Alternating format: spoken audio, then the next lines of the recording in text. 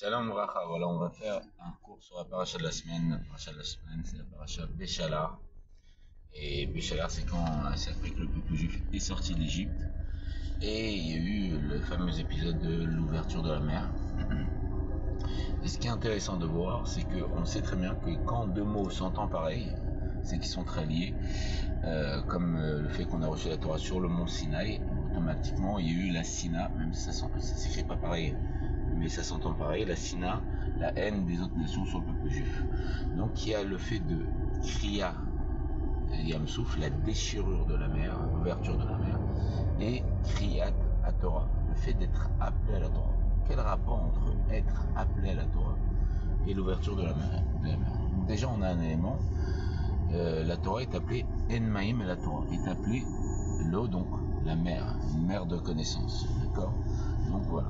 Et on sait que le rouleau de la Torah est fermé, donc c'est comme la mer qui est fermée. Et pour ouvrir ce rouleau de Torah, il faut deux éléments.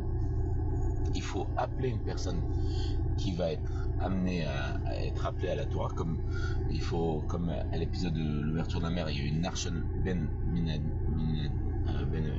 Minadav qui a sauté à l'eau et qui a engendré que l'eau s'est ouverte. Et aussi il fallait le souffle de Dieu qui a ouvert la mer. Et donc il y a une personne qui est appelée pour ouvrir la Sefer Torah, donc sinon on ne peut pas ouvrir la Torah, donc la mer. Donc il y a une personne qui est appelée qui représente Narshon, qui jette à l'eau. Et il y a aussi le souffle de Dieu, c'est quoi? C'est celui qui lit la Torah. Pourquoi? Parce que quand il lit la Torah, il fait une mitzvah. Et mitzvah, celui qui fait la mitzvah, il est comme celui qui l'envoie. Et mitzvah, ça vient du terme tzavta en araméen, c'est tzavta, en hébreu en araméen.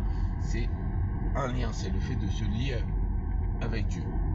Et donc à ce moment-là, quand il y a ces éléments qui sont ramenés, à ce moment-là, on peut ouvrir le Sefer Torah. Et donc, parce qu'à ce moment-là, quand il lit la Torah, c'est plus son souffle, c'est le souffle de Dieu qui s'exprime. Et donc, on va ouvrir la Torah. Et quand on voit l'ouverture de la Torah, qu'est-ce qu'on voit? On voit une montagne, un rouleau de Torah à droite et un rouleau de Torah à gauche. Et on voit que quand ils ont traversé la mer, il y avait une montagne d'eau à droite et une montagne d'eau à gauche. Et il y avait la Yabasha. La Yabasha, c'est la terre sèche. Et donc, c'est le parchemin. Et où ils sont les Bnei Israël qui traversent? Parce qu'ils ont traversé, ils étaient même poursuivis par les Égyptiens. Les Bnei Israël, c'est facile. Parce que Israël, c'est les roches et les premières lettres de Yesh Shishim Ribo Otiot, la Torah. Il y a 600 000 lettres dans ta Torah. Et donc, toutes les lettres de la Torah qu'on voit sur le parchemin, c'est les Bnei Israël qui traversent Yamsouf avec une montagne d'eau à droite, une montagne d'eau à gauche. Ils sont les Égyptiens. Mitzraïm, c'est Metzarim, c'est les limites.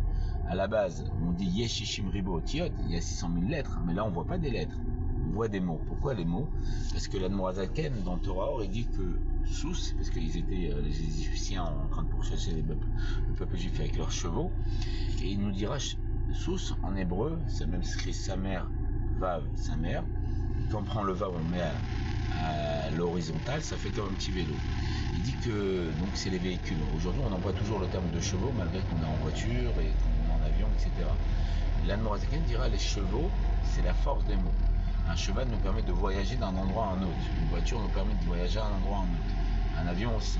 Donc c'est quoi? Ça représente les mots. Les mots nous permettent de voyager. Le fait qu'on va parler, je sais pas, d'une destination, d'un monde spirituel, ça va nous faire voyager dans cet endroit-là. Et donc, de là on comprend que les 600 000 lettres de la Torah ont été enfermées dans des mots, et donc limitées dans des mots, qui nous permettent de voyager de paracha en paracha. Et on voit comment le fait que Créat, sauf la déchirure de l'ouverture de la mer et Créat à Torah sont liés, et que tous les éléments sont réunis. Voilà comment la Torah est merveilleuse.